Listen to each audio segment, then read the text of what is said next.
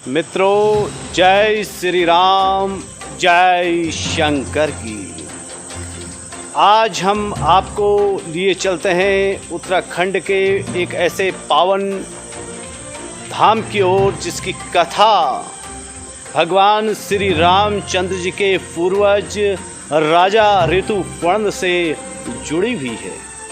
अयोध्या के राजा ऋतुपर्ण सौभाग्यशाली राजा हुए जिन्हें पाताल भुवनेश्वर के भीतर केदार मंडल सहित इस ब्रह्मांड में जितने भी तीर्थ हैं समस्त तीर्थों के दिव्य स्वरूप से दर्शन। शेषनाग जी की कृपा से केदार मंडल के पाताल भुवनेश्वर में दर्शन कर राजा ऋतुपर्ण कृतार्थ हुए थे। इस बात का उल्लेख स्कंद पुराण में बड़े ही सुंदर शब्दों में किया गया है। पुराण पुरुषां विष्णु प्रणभ्य स पुनः पुनः शेषनागा गुणो राजाययो केदार मंडलम सदर्शाय केदारं शेष नागेन दर्शितमः तथैव च महाधवानः यामाह शिवपुरं प्रति। यह मानसखंड का 434वां और 435वां श्लोक है और जो स्कंद पुराण में वर्णित है। इस श्लोक के अनुसार राजा ऋतुपर्ण अपने आप में बड़े अद्वितीय थे और बड़े ही श्री राम के परम भक्त थे। यहाँ उन्होंने केदारनाथ के पास भक्त राजा केदार के भी दर्शन किए, समस्त तीर्थों के तो दर्शन किए ही किए और राजा केदार के भी दर्शन किए। संपूज्य तत्र केदार पाताल भुवनेश्वर महात्म्य में केदार मंडल का जिक्र बड़े ही श्रद्धा भाव से आता है। पाताल भुवनेश्वर महिमा का जिक्र पुराणों में भूतल के सबसे पवित्र क्षेत्र के रूप में आता है। भुवनेश्वर का पूजन कर अश्वमेघ से 1000 गुना फल प्राप्त होता है। भारतवर्ष के खंडों में जो अनेक शिवलिंग हैं वे सब पाताल भुवनेश्वर के समीप विद्यमान हैं। यहाँ के दर्शन केदार से सहस्त्र गुणित और वैद्यनाथ से भी कोटि गुणित फल प्रदान करने वाले हैं। कहा गया है, श्लोक है, कोटि गुणतः फलः सहस्त्र गुणितः पुण्यः केदार न मुनि सत्तमः वैद्यनाथम कोटि गुण कैलास सांद्रसम फलः। अर्थात भूमंडल के इस सर्वप्रधान क्षेत्र में बद्री व केदार दोनों के ही दर्शन होते हैं। भगवान शिव की लीला अवर्णनीय है, उसका वर्णन नहीं किया जा सकता है। बाबा केदारनाथ जी की महिमा के प्रसंग में संक्षिप्त रूप से प्रस्तुत है पाताल भुवनेश्वर गुफा का वर्णन। इस संसार में जब जब भुवनेश्वरनाथ जी की कथा प्रसारित होगी तब तब भुवनेश्वर भक्त प्रभु श्री रामचंद्र जी के पूर्वज राजा ऋतुपर्ण याद किए जाते रहेंगे। महर्षि भृगु के अनुसार पाताल भुवनेश्वर क्षेत्र सब क्षेत्रों में प्रमुख है। पाताल भुवनेश्वस्य क्षेत्र में ततः प्रतिष्ठितम हो सर्वेभ्यः क्षेत्र मुख्येभ्यः क्षेत्र में ततः विशिष्यते। यह वर्णित श्लोक स्कंद पुराण का है। इस क्षेत्र के दर्शन का सौभाग्य पुराणों के अनुसार सर्वप्रथम राजा ऋतुपर्ण को प्राप्त हुआ था। ये रामचंद्र जी के पूर्वज महान धर्मात्मा सूर्यवंशी राजाओं में 50वें राजा थे। महान धर्मात्मा राजा सुदास के दादा, सर्वकाम के पिता, सिंधुदीप के पौत्र राजा अयुतायुष के पुत्र राजा ऋतुपर्ण थे।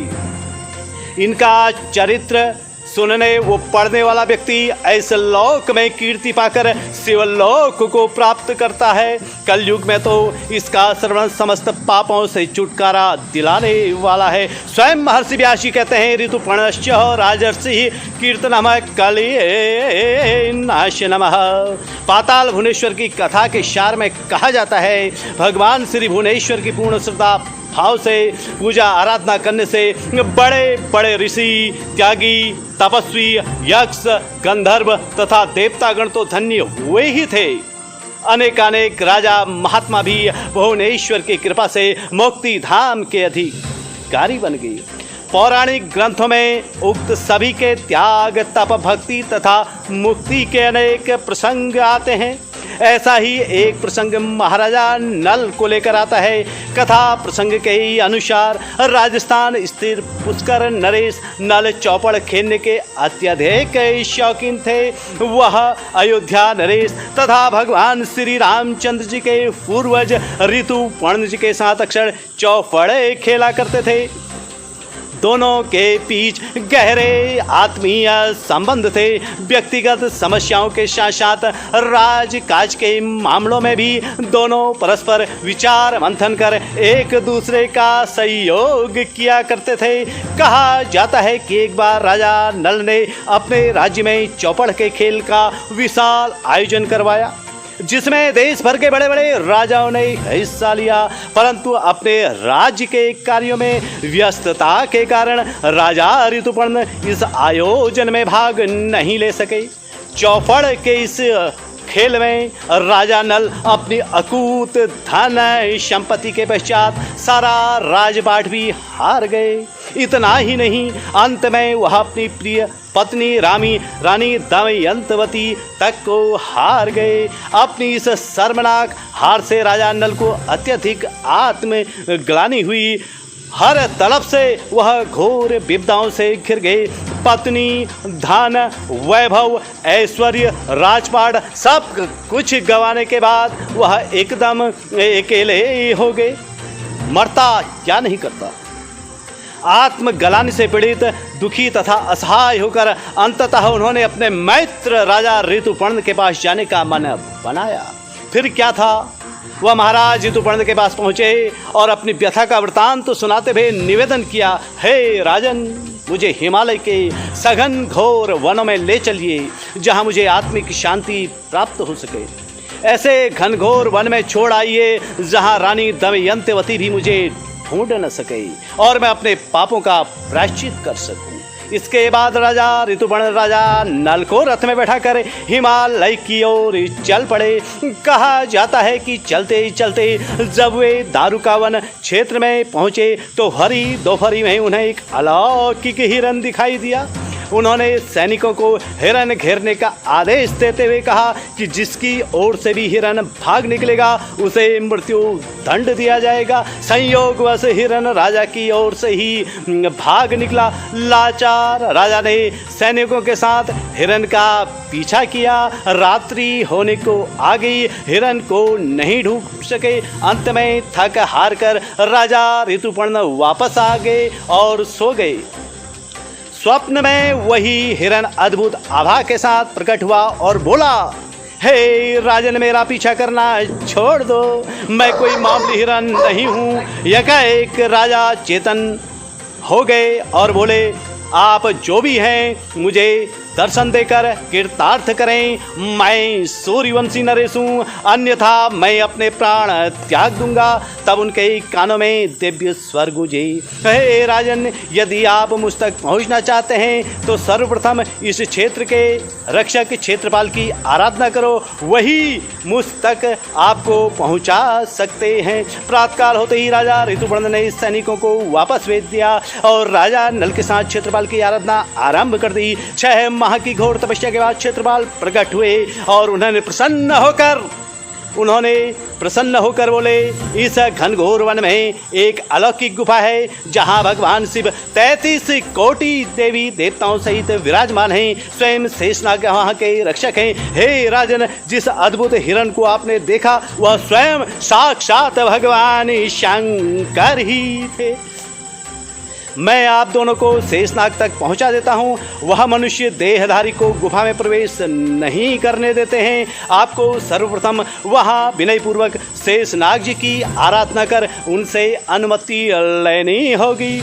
ऋतुपर्ण के साथ राजा नल ने गुफा के भीतर प्रवेश किया। शेषनाग के सम्मुख पहुंचकर क्षेत्रपाल अंतर ध्यान हो गए। शिव सेवा में तल्लीन शेषनाग ने से राजा ऋतुपर्ण व राजा नल ने प्रार्थना की किंतु शेषनाग ने जरा भी ध्यान नहीं दिया। तब दोनों राजाओं ने शेषनाग की आराधना की। कई दिनों तक निराहार निर्जल भक्ति के बाद भगवान शेषनाग जी प्रसन्न हुए और दोनों राजाओं को दिव्य चक्षु प्रदान करने के साथ ही अपने फन में बिठाकर पूरे पाताल लोक का भ्रमण कराया और चारों धामों सहित चारों युग तथा भगवान भुवनेश्वर के दर्शन कराए और अंत में राजा ऋतुपर्ण को यश कीर्ति युगों युगों तक अमर रहने का वरदान दिया तथा राजा नल को अपार संपत्ति तथा राज्य पुनः वापस मिलने का वरदान देकर विदा किया। शेषनाग ने यह भी कहा कि यह रहस्य सदैव गोपनीय रहे, इसके भंग होने की स्थिति में तत्काल तुम्हारी मृत्यु हो जाएगी। दोनों राजा प्रसन्नचित वापस अपने राज्य में चले आए। सच्ची मित्रता के लिए किए गए त्याग से राजा ऋतुपर्ण व राजा नल अपने राज्य को एक कल्याणकारी व खुशहाल राज्य बनाने में मग्न हो गए। दिव्य चक्षुओं से युक्त होने के कारण वह अक्सर चमत्कारी क्रियाकलाप कर दिया करते थे जो महारानी के लिए अत्यधिक अचंभित करने वाली घटनाएं थी। नित्य प्रति असंभव को संभव कर देने वाली क्रियाओं से रानी इस रहस्य को लेकर हमेशा यह सोचते रहती थी कि इतने लंबे समय तक राजा कहाँ कहाँ रहे, यह चमत्कारिक सिद्धि कैसे प्राप्त की, यह अकूत धन संपत्ति कहाँ से आई। इस तरह के न जाने कितने ही प्रश्न उनके मन मस्तिष्क में कौंधते रहते थे। कई बार रानी ने जानने की कोशिश की परंतु राजा सदैव टालते रहे। राजा ने रानी को सिर्फ इतना ही बताया कि रहस्य उजागर करने की स्थिति में तत्काल मेरी मृत्यु हो जाएगी। रानी ने इसे एक परिहास समझा और एक दिन रानी रहस्य जानने को बहुत अत्यधिक हठ कर बैठी। अंततः राजा को रानी के समक्ष झुकना ही पड़ा। उन्होंने संपूर्ण वृत्तांत सुना दिया। इसी के साथ राजा नल के प्राण उड़ गए। रानी को अपनी जीत पर बड़ा पछतावा हुआ।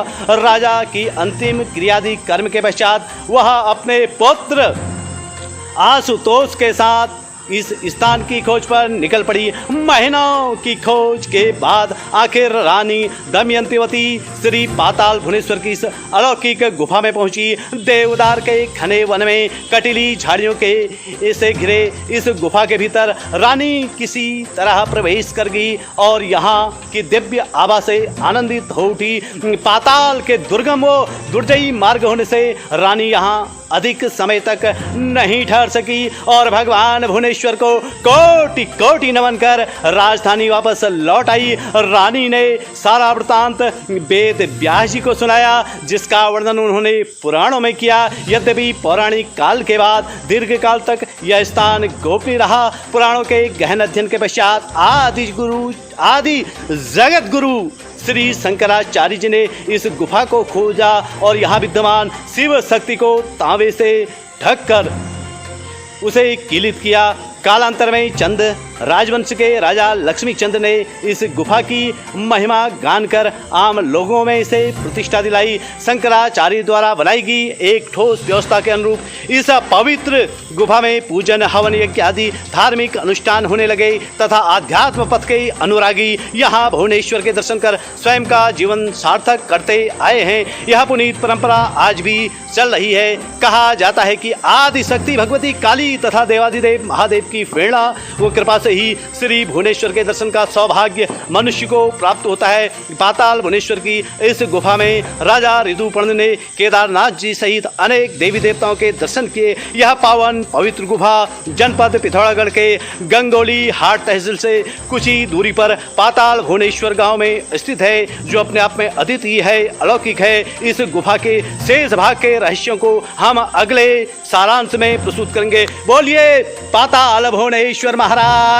की जय हो। हरे हरे हरे महादेव।